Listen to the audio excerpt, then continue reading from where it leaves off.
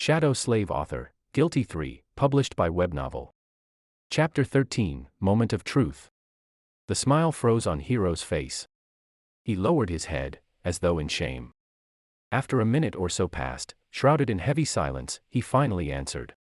Yes. I thought that if I do it when you sleep, you won't have to suffer. Unseen to him, a bitter grin appeared on Sunny's face. A long sigh escaped from the young soldier's lips. He rested his back against the cave's wall, still not looking up. I don't expect you to forgive me.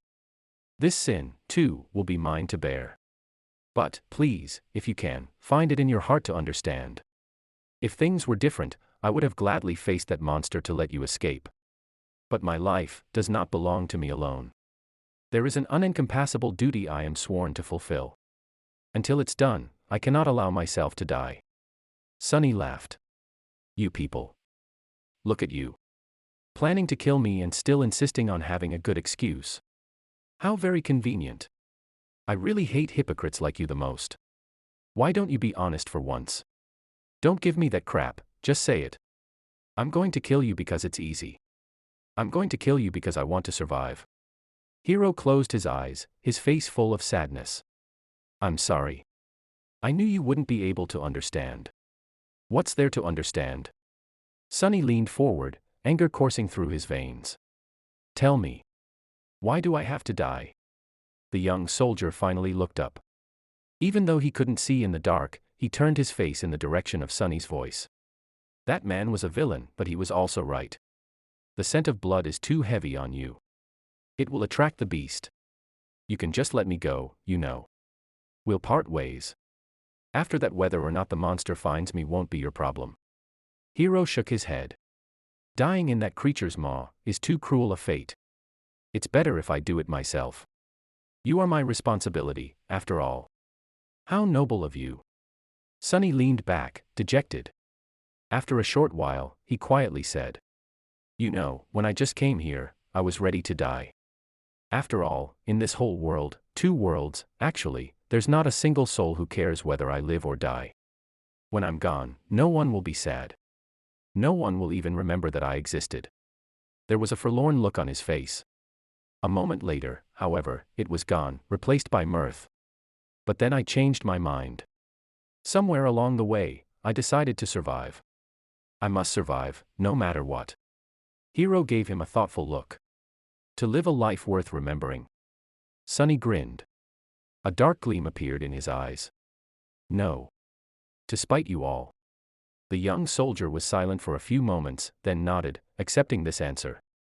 He rose to his feet. Don't worry. I'll make it quick. Aren't you overly confident?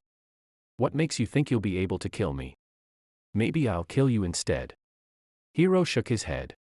I doubt that. But in the next second, he staggered and fell on one knee. The young man's face turned deathly pale, and with a pained groan, he suddenly vomited blood. A satisfied smile appeared on Sunny's face. Finally. Finally. Hero was standing on his knees, the lower part of his face covered in blood.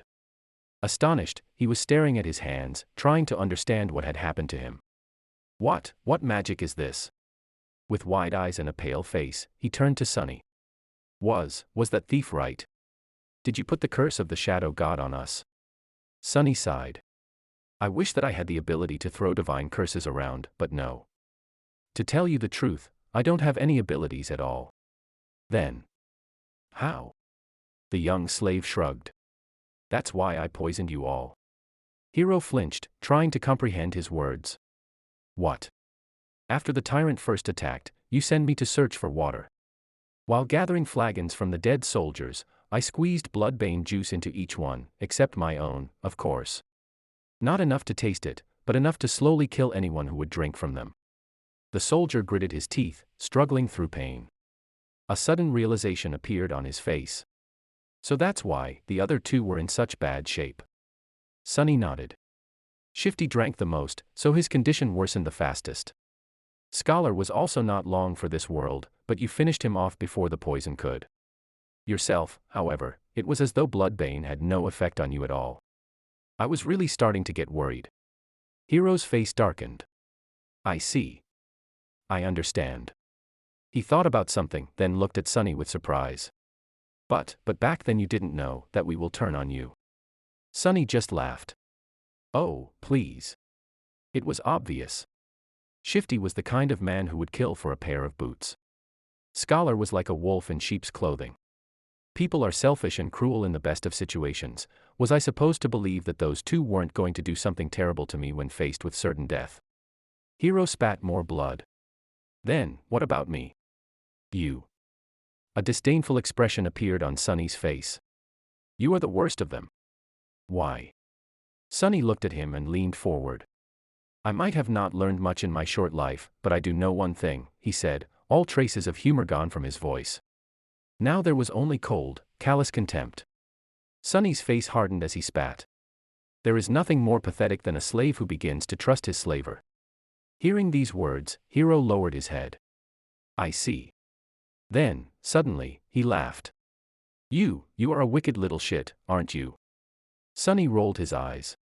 There's no need to be rude. But Hero wasn't listening to him.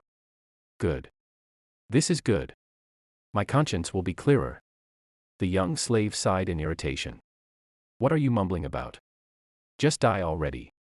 Hero chuckled and suddenly pierced him with a stare.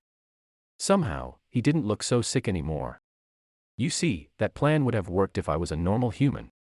But, alas, my soul core has awakened long ago. I've slain countless enemies and absorbed their power. Bloodbane poison, unpleasant as it might be, can never kill me. Crap. Sunny turned around and tried to run away, but it was already too late. Something hit him in the back, sending his body crashing into the rock wall. With a scream, he felt a sharp pain piercing his left side. Rolling out of the cave, Sunny clutched his chest, scrambled back onto his feet and ran, trying to escape the narrow crevice. He managed to reach the old path, finally being able to see the stars and the pale moon shining brightly in the night sky. But it was as far as he was able to get. Stop. As the cold voice sounded behind him, Sunny froze. If Hero really had an awakened soul core, he had no chances of getting away from him. In a fight, he had no chances at all. Turn around. The young slave obediently turned, holding his hands up.